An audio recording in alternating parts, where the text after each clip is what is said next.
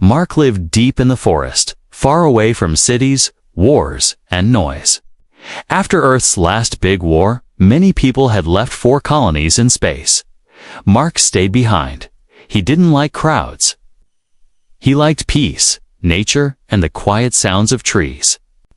Birds and rain on his metal roof. He lived alone in a small wooden cabin with his dog, Rusty. Every day he would check his traps. He didn't hunt for sport. He hunted only what he needed. A rabbit here, a bird there. It kept him and Rusty alive. But on that cold morning, something was different. His motion sensor blinked red. That meant something big had walked into one of his traps, bigger than a deer. He grabbed his coat, rifle, and flashlight and set out through the thick snow. The wind was sharp, biting his face. Branches creaked above. Rusty barked softly, leading the way. As they got closer to the trap, Mark slowed down. He didn't hear growling, no heavy breathing, just silence. And then, a soft sound, like someone crying. Mark stopped. That wasn't an animal. That was a voice. A soft, high, scared voice. He raised his flashlight, moved closer, and froze when the light fell on the trap. Inside was a girl, but not a human girl. She had glowing silver-blue skin, long, thin limbs. Her feet were shaped like soft paws. Her eyes were wide and glowing faintly purple. Her hair floated softly, as if it had no weight, and her hands were tied in front of her with some kind of glowing cuff that was now broken. She was stuck in his net trap, her ankle bleeding from the wire. Mark slowly lowered his rifle. "Rusty, stay," he whispered. The alien girl whimpered and pushed herself back as far as the net would let her. She was shaking, terrified. Her lips moved quickly, but the words made no sense. "It's okay," Mark said gently, holding out his hands to show he wasn't going to hurt her. "I won't harm you." She stared at him, eyes wild with fear. When she saw Rusty's teeth, she gasped and whispered something that sounded like, "Please don't eat me." Mark didn't understand her language, but the tone said everything. She thought she was going to die, that he would eat her like prey. He stepped forward slowly and reached for the net. She screamed, curled tighter, and covered her face. Mark's heart broke a little. What had this girl gone through? Who had hurt her so badly that even a kind hand scared her? "I won't eat you," he whispered softly. "You're safe now." He carefully cut the net. Being sure not to touch her, she didn't run. She couldn't. Her ankle was bleeding badly, and her body looked weak, as if she hadn't eaten for days. Mark took off his coat and placed it near her. She didn't take it. Just stared, confused, shivering. "You'll freeze," he muttered, and gently covered her with it anyway. Then, without a word, he picked her up, softly, like carrying a feather. She was light, too light. Her skin felt cold and thin, like a bird's wing. She didn't fight him. She just closed her eyes, ready to accept whatever came next. But nothing came. He didn't hurt her. He didn't chain her. He just carried her back home. Slowly through the snow, Rusty walked beside them, looking up at the strange girl. She opened her eyes once and flinched when she saw the dog's sharp teeth. But Mark gently whispered, "He's friendly," and the girl seemed to understand something in his calm voice. Inside the cabin, Mark laid her on the couch near the fire. She didn't move, but her eyes followed him, wide and scared. He brought water and bread and placed it near her. She didn't eat. He pointed to the bread and took a bite himself, trying to show it was safe. Still, she didn't move. She kept looking at him like he was a monster who might change at any moment. Mark knelt down and said gently, "I'm not your enemy." She blinked, and for the first time, her lips moved slowly. And one word came out, broken and soft, "Human." Mark nodded, surprised. She knew that word, at least, Yes, I'm human. And you? You're safe here. The alien girl stared at him, then whispered something else. Something that made Mark's blood run cold. But humans eat us. The cabin was warm, but the girl stayed cold inside. Mark gave her a blanket. She didn't touch it. He left food. She didn't eat. She didn't speak. Didn't blink. Much just stared, always watching him like he might attack. At any moment, for the next 2 days, she didn't leave the far corner of the cabin. She sat with her knees pulled to her chest, her back against the wall, arms wrapped tightly around herself like a shield. Her big, glowing eyes followed Mark every time he moved, even when he turned his back to give her space. He could feel her stare like a weight pressing between his shoulder blades. Rusty, the dog, tried to go near her once. Wagging his tail, she shrieked in fear and tried to climb the log wall behind her. Mark quickly pulled Rusty back and held up his hands. It's okay. He won't hurt you. But the girl didn't understand. Her lips moved in quick whispers. Strange words he couldn't make out, almost like a chant. She was shaking. Her whole body curled into a ball, as if bracing for pain. Mark stepped away. Slowly, guilt twisting in his chest. He wasn't the one who hurt her. But someone had. Someone had made her believe that pain always came after kindness. Someone had taught her that humans were monsters. That night, as the storm raged outside and wind howled through the trees, Mark sat by the fireplace with Rusty. He looked across the room at the alien girl. She was still there in the shadows, hidden and silent. She hadn't moved an inch in hours. But her eyes were open, and they were red. She had been crying, quietly, alone, in the morning. Mark placed a new bowl of soup and a soft piece of bread on a small wooden plate. He placed it halfway between himself and her. Then he sat at the table, turned away, and began sharpening his old hunting knife not to scare her, but just out of habit. But the moment the metal scraped the whetstone, he heard a quiet gasp. He looked up, and for a moment, just a moment, he thought she'd vanished. But no. She had squeezed herself between the cabin wall and the old bookshelf. She was hiding, her breathing fast, her hands trembling against her mouth. She thought the knife was for her. Mark quickly set the blade down and slid it far across the table. No, not for you. Never, he said, but she didn't move. Only her eyes peered out from the gap in the books and logs, watching him with terror and confusion. Later that night, Mark did something different. He brought a soft pencil and an old notepad he drew. A simple one of the soup bowl and a smiley face. Then he placed the notepad near her corner and walked away. No words, no pressure, just a silent offer. He didn't expect anything, but when he woke up the next morning, the notepad had a shaky drawing added beside his, a tiny alien figure reaching for the bowl, with a question mark over its head, and the bowl was empty. Mark smiled. On the 4th day, she started to move around the cabin, but only when Mark left to chop firewood. When he returned one time, he found the blanket folded neatly on the couch and the empty bowl washed and placed near the sink. She had cleaned, still hiding from him, but trying that night, she didn't run when Rusty came near. She just froze, staring. Rusty wagged his tail and lay down a few feet away from her, head on his paws. A long silence passed. Then, she slowly reached out her hand, barely an inch, and made a soft clicking noise with her tongue. Rusty's ears perked up, and he wagged his tail faster. Mark watched silently, not wanting to scare her. For the first time since she arrived, the alien girl didn't look terrified, just curious. Later, Mark saw her staring at the fire. Mesmerized, he approached slowly and sat down near her. Not too close, just enough to feel her presence. He handed her another pencil and pointed to the notepad again. She hesitated, then drew 3 symbols in her alien language. She pointed at the first one and touched her chest. Was that her name? Her real name? He repeated the sound softly. Lyra. She blinked and nodded quickly, like a child surprised to be understood.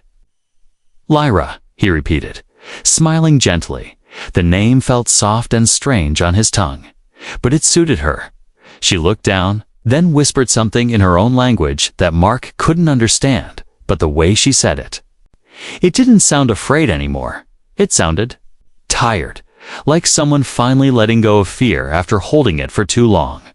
And for the first time since she had fallen into his trap, she didn't watch Mark like he was a predator. She just watched him like someone trying to figure out if he could really be trusted. Maybe, just maybe, she was starting to believe he could. Snow fell quietly outside the cabin, but inside, something had started to change. Lyra wasn't hiding in the corner anymore. She still didn't speak much, and she still flinched if Mark moved too quickly. But now, she sat near the fire, legs folded, arms resting around her knees. Her glowing purple eyes no longer screamed fear, they held questions now. Mark noticed the shift, but he didn't rush her. He kept his distance. He cooked, cleaned, and talked softly to Rusty, never expecting Lyra to respond, but hoping she was listening, and she was. One cold evening, Mark baked a flat piece of bread. In a pan over the fire, he tore it into 2 halves, placed one on a small plate, and slowly slid it toward her. Lyra stared at the warm piece for a long time, then, slowly, like a wild creature testing the air, she reached forward and took it. Mark held his breath. Lyra sniffed it, then took the smallest bite. She chewed, paused, then took another, slightly bigger bite. Her eyes blinked in surprise. She liked it. Mark smiled.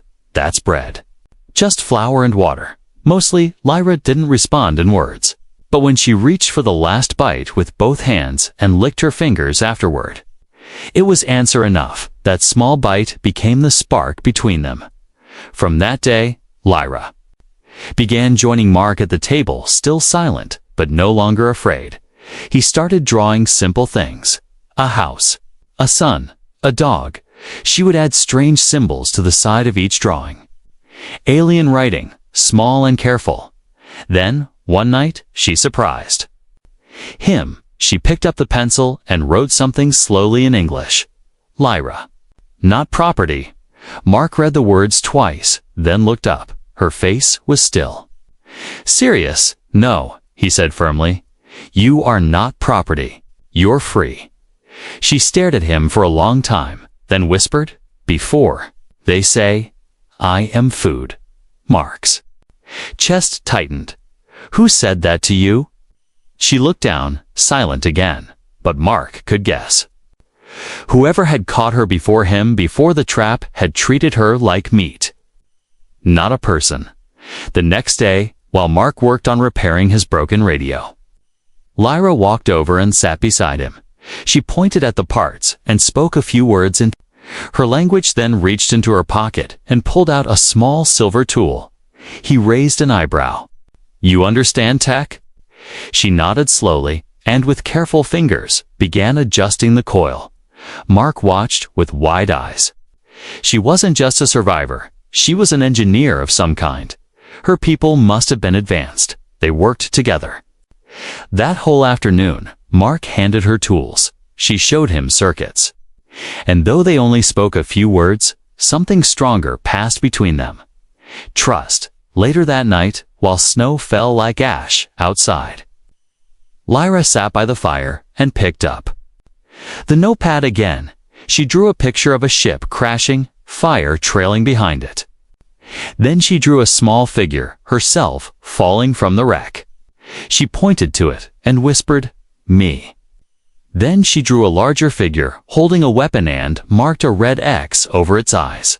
Catchers, she said, voice trembling. Mark understood. She had crashed here and then was captured, but not by him. He felt his jaw tighten. Did they hurt you?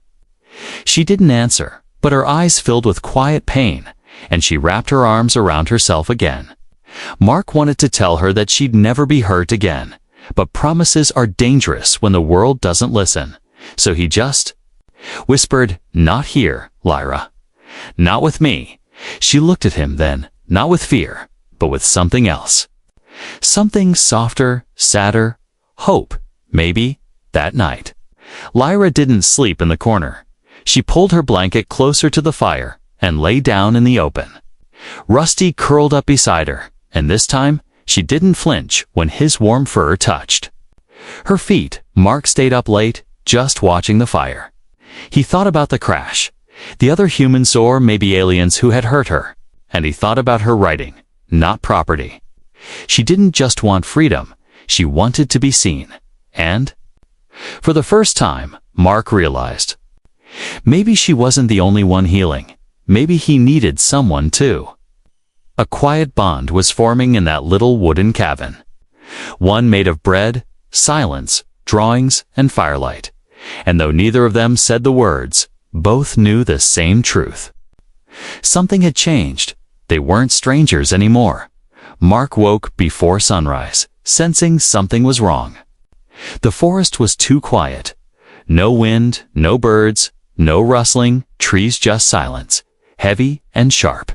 He reached for his rifle and walked to the cabin door. Rusty growled low, ears flat, eyes staring into the dark trees beyond the snow. Mark stepped. Outside, boots crunching softly on the frost. A strange humming sound vibrated through the air, low and unnatural, like the distant whine of engines. Then he saw it, in the sky above the trees. A black shape hovering, no wings. No lights, just a smooth oval ship floating silently above the forest. His chest tightened. That wasn't a human aircraft. He rushed back inside. Lyra was already awake. Standing in the middle of the room, her eyes glowing brighter than ever. She looked at him, terrified. She whispered one word in her language. Then, in broken English, they found me. The ship began to descend. Mark slammed the cabin door shut, bolted the windows, and grabbed his emergency pack. "We're leaving," he said, but Lyra shook her head quickly, backing away. "No run. They smell me. Always." Mark didn't understand what that meant, but she looked certain. "They own me," she said bitterly, tears in her eyes. "They take, they break."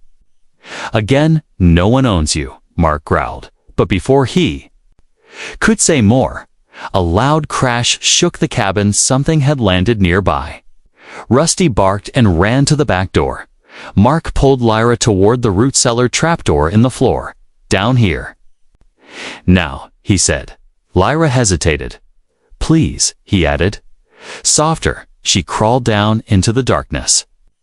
And Mark shut the wooden hatch above her, throwing the old rug back over it. Footsteps approached, not crunching, gliding, like boots made for hovering. A knock came slow, heavy.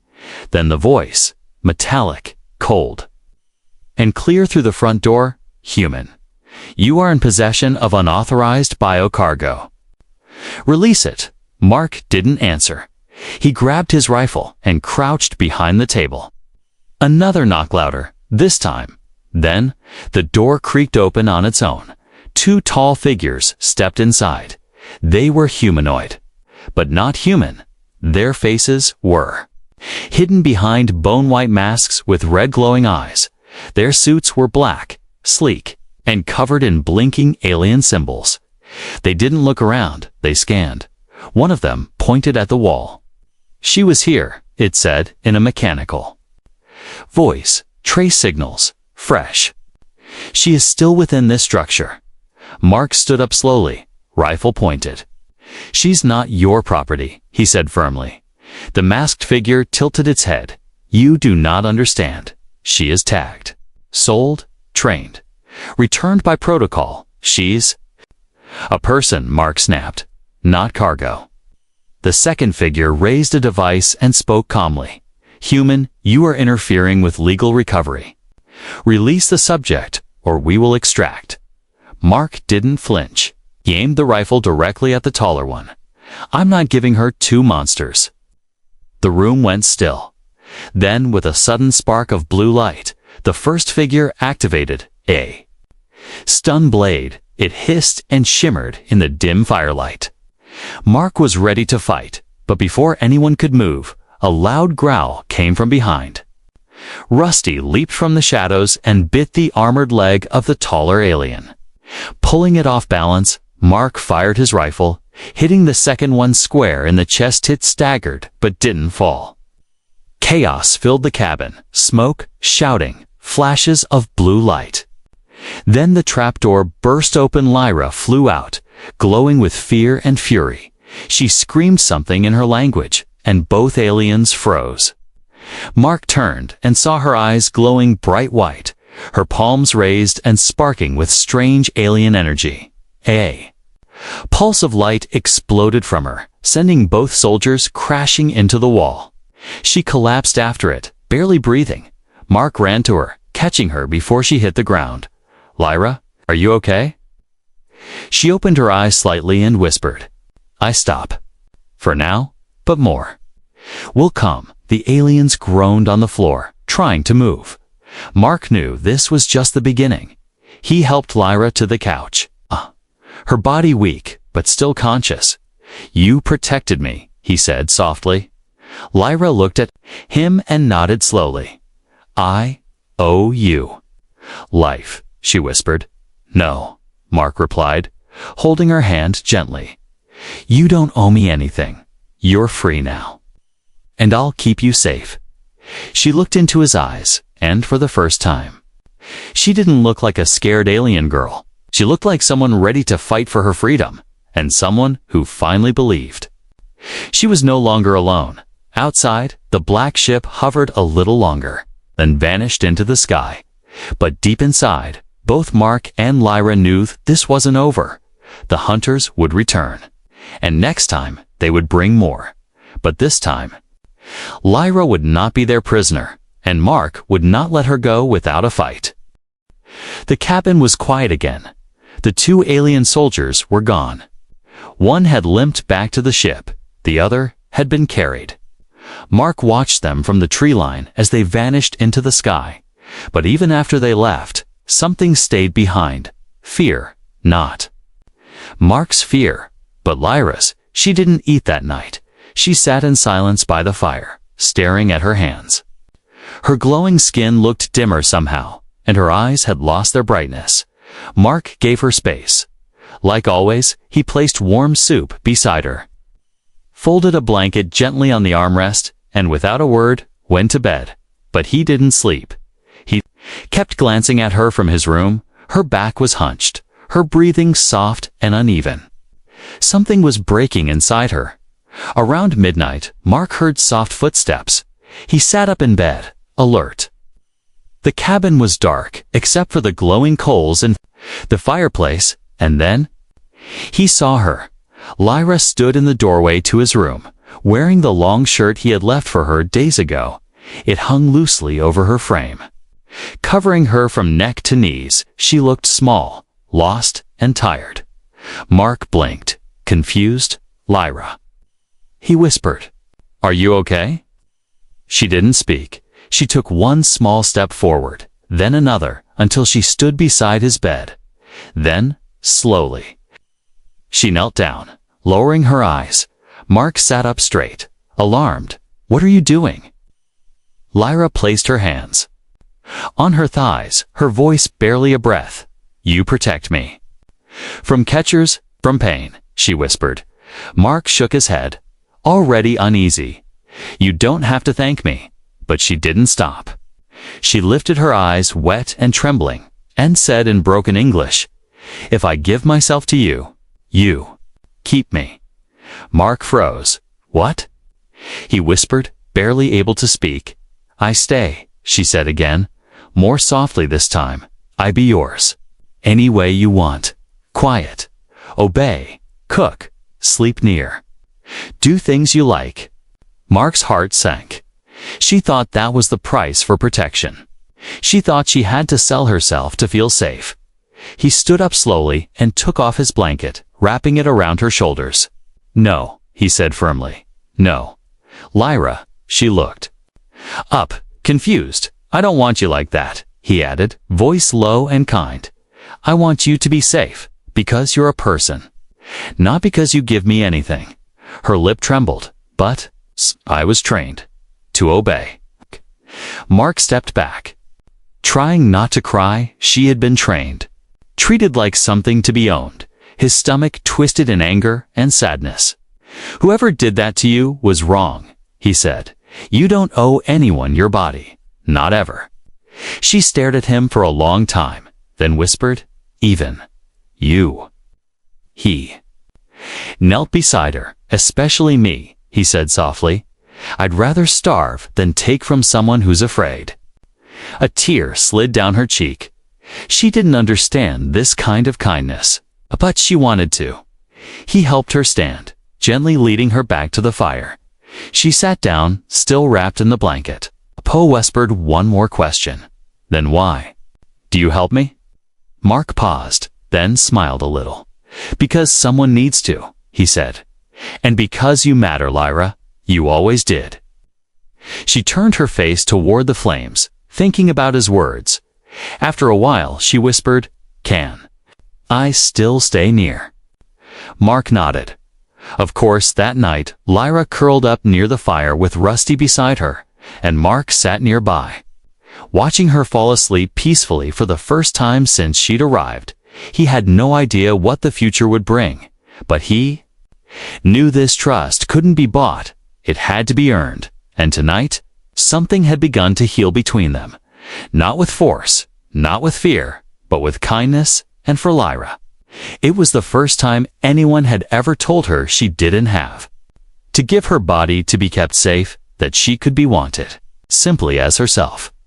The sun rose slowly, painting the snowy forest in shades of orange and gold.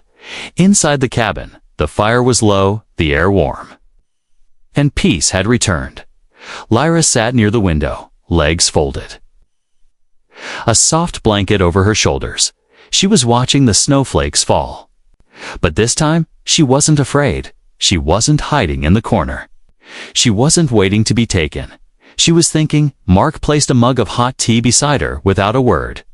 She looked up and gave him a tiny nod of thanks. It had become a quiet language between them, small gestures, no pressure, no pain. Later that day, Mark sat across from her with a small notebook. He wrote a word in big letters, free. Then he pointed at her and smiled. Lyra tilted her head, confused. Free. She repeated slowly.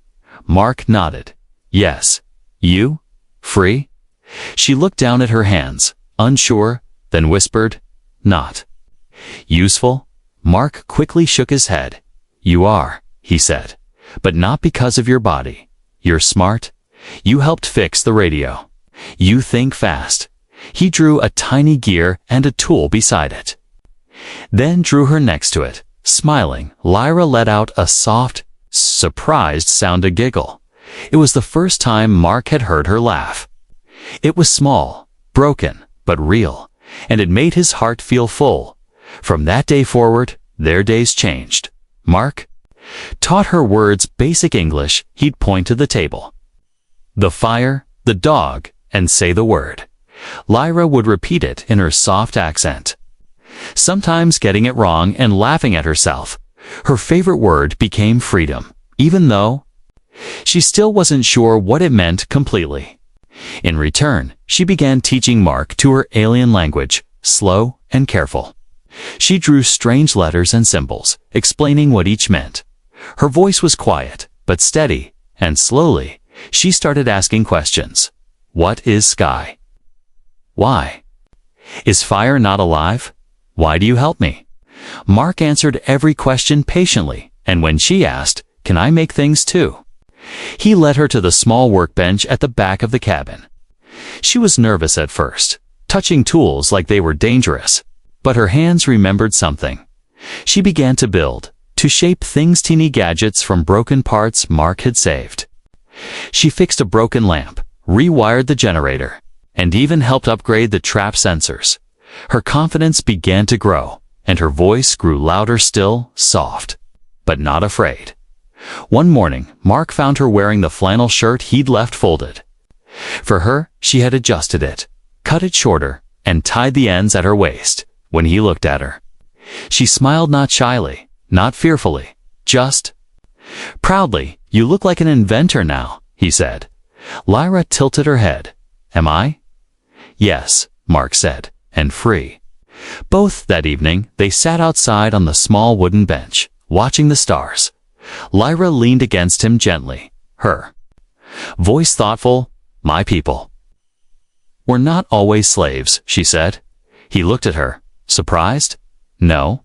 She shook her head. "Long ago. We flew stars, traded knowledge. But then, some were captured." Her voice grew sad. "They took our girls, trained them, sold them, broke them." Mark clenched his fists but stayed quiet, letting her speak. "I was born in chains. I never saw sky until I ran." She looked up at the stars now, her eyes reflecting the starlight. "But now, sky is mine," she whispered. Mark nodded. "Yes, it is." There was a long silence. Then Lyra said, "Do you still think I am person?" Mark turned to her, his eyes firm. "You're the strongest person I've ever met," he said. "Why?" she asked softly. "Because you survived," he replied, "and now you're teaching me how to live again." To her eyes widened. "You?" Mark smiled. "I lost everything in the war. My family, my home. I thought I'd be alone forever." He looked at her with warmth. "But then I found you. Or maybe you found me." She smiled, a real, wide, glowing smile. She placed her hand over his and said in a soft whisper, "I want to stay." Mark's voice caught in his throat. "You already are." That night they sat by the fire, not as captor and prisoner, not as protector and victim, but as two souls learning how to be whole again, together. And in the morning, Lyra picked up a small metal piece, shaped it into a charm, and tied it onto Mark's wrist. "What's this?" he asked. She smiled and said, "My people call it bond of trust." He looked down at it, then smiled back. "I'll never take it off," and he meant it, because what they had now was more than survival. It was freedom. The air was still, too still. Even the birds had gone quiet. Mark stood outside the cabin, holding a handmade scope, scanning the forest. Lyra stood beside him, no longer hiding, no longer afraid. She wore the same flannel shirt, but it was now covered by a leather vest she stitched herself from scrap. She had changed, not just on the outside, but in her heart too, for the past few weeks. They had lived in peace, but they both knew it wouldn't last. The hunters had tasted defeat, and predators never forget. They would return, stronger, angrier, and more dangerous.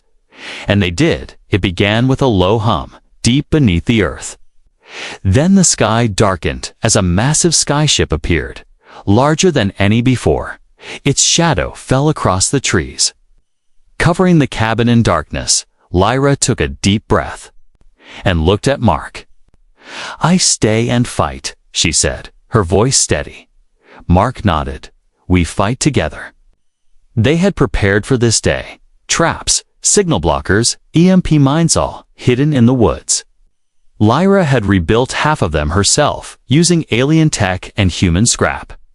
She was no longer a caged girl. She was a warrior now. The ship lowered slowly, steam hissing from its sides. 3 dropships launched from beneath it, landing with thunder just beyond the trees. Out came soldiers in dark armor, more advanced, more ruthless, and with them, a tall alien with no mask. His skin was pale red, and his eyes glowed silver.